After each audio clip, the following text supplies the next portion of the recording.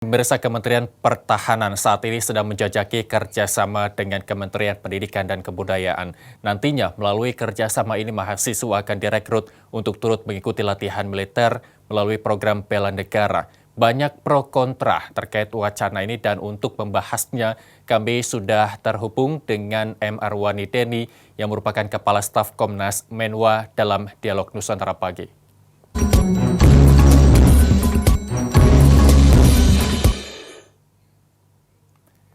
Selamat pagi Pak Deni.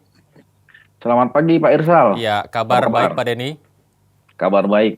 Baik, Semangat Pak Deni, terus. terkait dengan penjajakan yang dilakukan oleh Menhan dengan Menteri Kementerian Pendidikan dan Kebudayaan, bagaimana tanggapan Anda saat ini?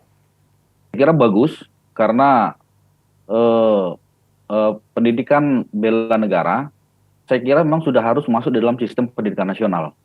Karena sistem pendidikan kita saat ini kan mengacu pada sistem kredit semester, di mana setiap kegiatan memiliki kredit.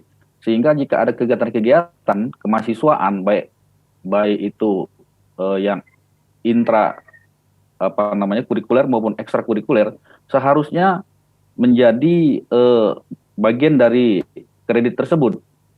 Apalagi kalau kegiatan yang bela negara seperti ini, menurut saya wajib untuk diakomodir di dalam sistem pendidikan nasional, sehingga kegiatan teman-teman mahasiswa memiliki nilai ya yang bisa diserap di dalam nilai indeks kumulatifnya. Saya kira demikian. Baik, Pak Deni, apa yang dilakukan oleh Menwa terkait dengan penjajakan yang dilakukan oleh kedua kementerian ini? Apa yang mungkin diminta untuk rekomendasi apa dan lain sebagainya gitu, Pak Deni? Kalau sementara dari info yang kita secara lewat media sosial maupun media mainstream, bahwa Kementerian Pertahanan akan melakukan rekrutmen komponen cadangan itu untuk gelombang pertama akan diprioritaskan bagi mahasiswa, terutama resimen mahasiswa dan ASN katanya. Kita sangat mendukung rencana tersebut dan kita sudah mempersiapkan adik-adik, teman-teman kita, resimen mahasiswa maupun teman-teman mahasiswa lain yang kita koordinasikan sebagai komponen cadangan nanti pada saat rekrutmen. Baik, saya kira demikian. Ada kriteria khusus untuk mahasiswa dan ASN yang akan atau diwajibkan mengikuti bela negara ini, Pak? Kalau merujuk pada undang-undang, kriterianya jelas umur 18-35. Kemudian ya tentunya karena ini bidangnya kemiliteran, bukan bidang umum pendidikan formal, maka menjadi kewajiban negara untuk membekali setiap warga negara yang direkrut sebagai komponen cadangan dengan ilmu-ilmu kemiliteran. Karena komponen cadangan ini adalah kombatan. Kombatan ini adalah orang yang angkat senjata pada saat terjadi peperangan. Oke, dengan angkat senjata itu, apakah memang para peserta bela negara ini dikasih pembekalan untuk menggunakan senjata secara profesional seperti yang dilakukan oleh para tentara nasional Indonesia kita, Pak Deni? Wajib, karena kalau mengacu kepada Konvensi Jenewa, maka setiap warga negara yang dimobilisasi oleh negaranya diberikan kemampuan dasar yang standar sebagai seorang prajurit kombatan. Sama seperti dengan prajurit reguler TNI. Jadi mereka harus memiliki standar kemampuan. Sehingga ke depan para kombatan ini bukan menjadi tameng hidup bagi negara ketika menghadapi peperangan. Baik, sehingga bagaimana? Ya, lalu bagaimana dengan prosedur kepemilikannya dengan bela negara, terus kemudian dengan kemampuan secara profesional menggunakan senjata, lalu bagaimana dengan prosedur kepemilikannya, Pak? Apakah memang diperbolehkan memiliki senjata atau mungkin senjata akan disediakan oleh tentara kita untuk digunakan mereka pada saat yang dibutuhkan nanti, Pak Deni? Oh ya, kalau itu TNI sudah punya aturan. Jadi namanya penggunaan ketika perang, maka semua yang terlibat di dalam peperangan tersebut harus memiliki senjata. Tetapi di dalam kondisi tidak perang, maka itu harus disimpan di mana di markas-markas tentara. Karena tidak semua eh, bisa atau berhak memiliki senjata perorangan. Baik, ada pro dan kontra. Tadi di awal saya mengatakan, kita ke kontranya dulu Pak Denny. Ada kekhawatiran muncul ketika program bela negara yang dijajaki oleh dua kementerian ini akan menimbulkan kegiatan militerisasi di lingkungan mahasiswa. Ketika pada beberapa waktu lalu kegiatan ospek ini dilarang karena seringkali menimbulkan korban jiwa. Bagaimana dengan program bela negara yang latihannya serupa dengan apa yang diterapkan oleh Tentara Nasional Indonesia kita, Pak? Baik, terima kasih. Ini pertanyaan bagus menurut saya karena begini, cara saja yang namanya pendidikan itu sekarang sudah mengacu pada zero accident. Jadi tidak boleh ada kecelakaan, apalagi sampai merenggut nyawa peserta pendidikan. Nah, menurut saya yang terjadi pada saat ospek jika ada calon mahasiswa yang meninggal itu dikarenakan kelalaian. Kemudian pengawasan juga yang kurang mungkin dari pimpinan perguruan tinggi. Atau mungkin pejabat-pejabat yang ditunjuk sebagai pembina dari ospek tersebut yang kurang menjalankan fungsinya. Karena jika dilaksanakan secara betul protapnya ada, kemudian pengawasannya melekat, kemudian juga para pelaksana mengerti tugas dan fungsinya, maka seharusnya kecelakaan atau bahkan sampai merenggut nyawa itu harusnya tidak terjadi. Karena fungsi dari pendidikan di TNI sendiri itu untuk membekali fisik dan mental setiap prajurit, bukan untuk dibunuh.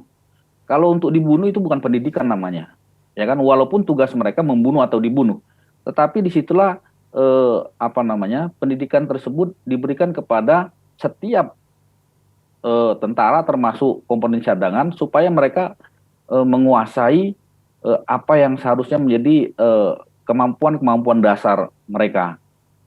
Saya kira ini cuma bagaimana kita clear melihatnya saja, harus dijelaskan dengan tegas dan tidak boleh bias. Menurut saya demikian. Baik, apa yang bisa ditegaskan ketika mereka masyarakat Indonesia yang sampai saat ini kontra dengan kebijakan tersebut beralih ke mendukung begitu? Apa yang bisa diambil setelah mereka menjalani latihan bela negara yang dicanangkan tersebut, Pak Denny? Ini yang menarik sebenarnya kan, setelah menjadi Komcat, ya kan, kalau begini, kita pisahkan dulu antara bela negara. Bela negara ini kan spektrumnya luas, ya, Ipolek, Sosbud, Hankam. Tetapi kalau komponen cadangan ini sendiri, dia satu tujuan, yaitu bidang pertahanan. Ya, dia menjadi potensi untuk memperbesar dan memperkuat komponen utama, yaitu TNI. Nah, kalau bela negara ini kan semua warga negara. Di dalam konstitusi disebutkan setiap warga negara wajib dan berhak ikut serta dalam usaha pertahanan negara, ya kan? Nah, itu mungkin yang diartikan sebagai bela negara. Tetapi kalau untuk komponen cadangan sendiri, dia ada aturan-aturan dan itu sudah dirumuskan oleh Kementerian Pertahanan, sehingga tidak semua orang itu bisa menjadi komponen cadangan. Ya. Ini agak berbeda dengan wajib militer ya. Baik, ketika Anda menyebutkan wajib militer, selanjutnya saya akan mengkonfirmasi, ini wajib komponen cadangan dilakukan oleh warga negara Indonesia, Pak Denny? Kalau merujuk ke konstitusi disebutkan bahwa setiap warga negara wajib dan berhak ikut serta dalam usaha pertahanan negara. Nah, cuma saat ini Undang-Undang 23 2019 tidak mewajibkan, ya kan? Tidak mewajibkan. Jadi ini bukan wajib militer. Tetapi ini kesukarelaan untuk menjadi komponen cadangan. Baik. Kalau tadi saya akan sebutkan negara-negara yang sudah menjalankan program bela negara ini seperti Korea Selatan dengan wajib militernya. Apa yang membedakan program kita di Indonesia dengan wajib militer di Korea Selatan? Kalau seperti Korea Selatan dia wajib militer. Wajib militer kalau dari terminologinya aja sudah jelas bahwa ini setiap warga negara harus wajib mengikuti dan biasanya kewajiban itu diikuti dengan sanksi. Ya. Nah, kalau di kita sini di Indonesia, kalau kita baca Undang-Undang 23 2019, ini bukan kewajiban. Sukarelaan setiap Oke. warga negara yang difasilitasi oleh negara, oleh Kementerian CQ, Kementerian Pertahanan, untuk ikut serta di dalam usaha pertahanan negara yang wadahnya adalah komponen cadangan.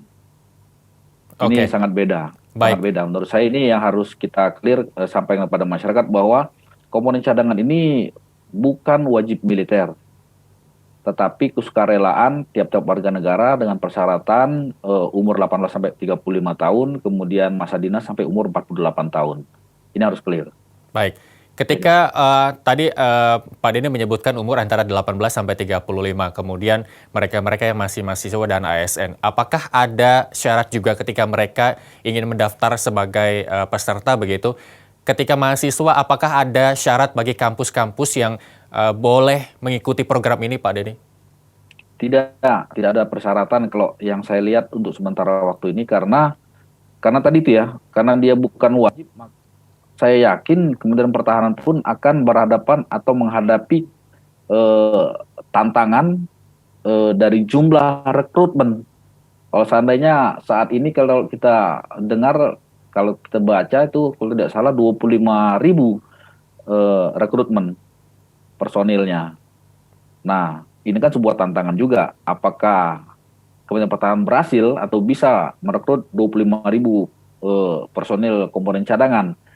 Kalau ada pembatasan lagi, malah akan mengkhawatirkan.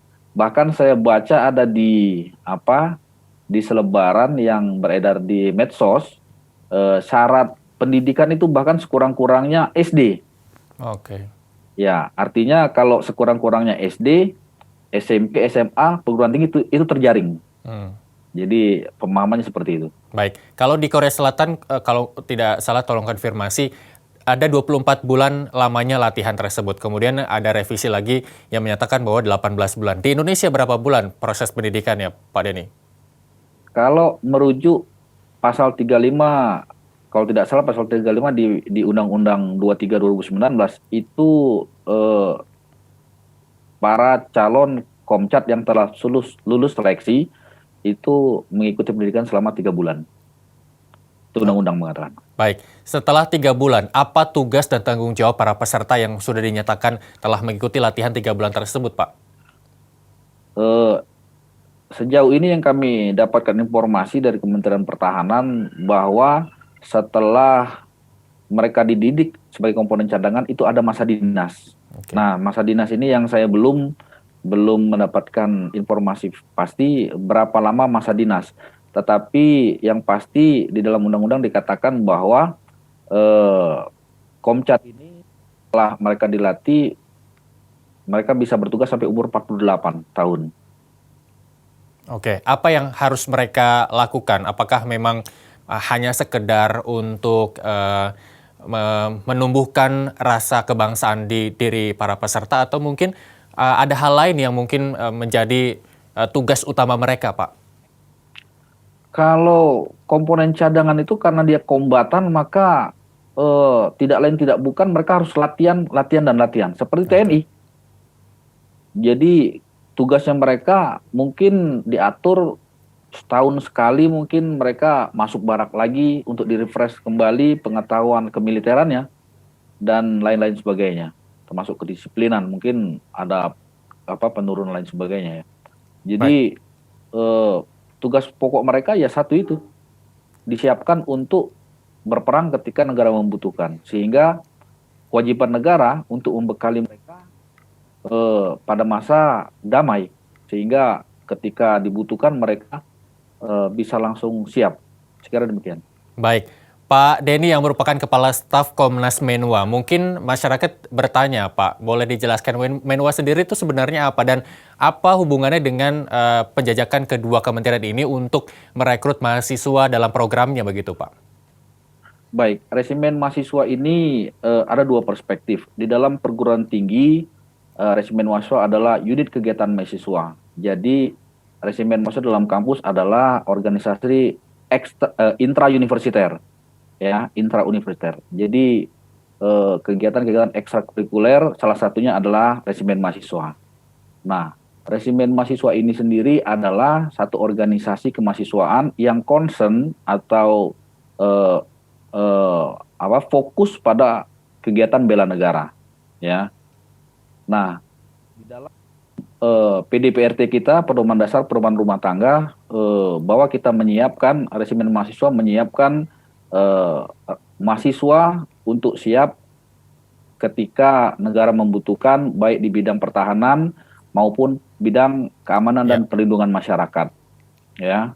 Baik. Kemudian kalau dalam konteks di luar perguruan tinggi, resimen mahasiswa adalah komponen pertahanan negara. Kita di situ beradanya. Baik. Jadi Undang-Undang 23 ini sendiri menjadi sebuah sebuah spirit baru bagi resimen mahasiswa untuk kembali meningkatkan kualitas maupun kuantitas resimen mahasiswa di seluruh penjuru Indonesia. Baik, terima kasih Pak Denny. Kita sebagai warga negara Indonesia tentunya sangat mendukung program ini untuk Indonesia yang lebih kuat ke depannya, begitu ya Pak ya? Wajib, kita Baik. wajib mendukung Terima semua kasih. usaha negara untuk mempertahankan negara dan bangsa Indonesia. Baik, terima kasih M. Arwani Denny sebagai Kepala Staf Komnas Menwa telah berdialog bersama kami di Nusantara Pagi.